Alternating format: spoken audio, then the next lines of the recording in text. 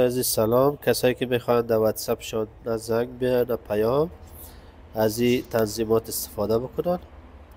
بریم در بخش واتساپ، قسمت ستینگ رو میزنیم، بریم بخش استوریج اند دیتا روش تاچ میکنیم، بریم در بخش بروکسی رو روش تاچ میکنیم، بریم قسمت یوز بروکسی رو روشن میکنیم،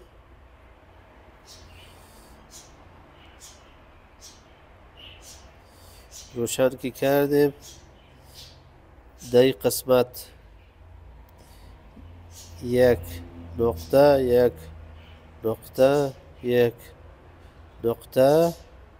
یک دایر میکنیم، سیوش میکنیم. وقتی سیو کردیم دیگه پیام زنگ نمیاد. تمام.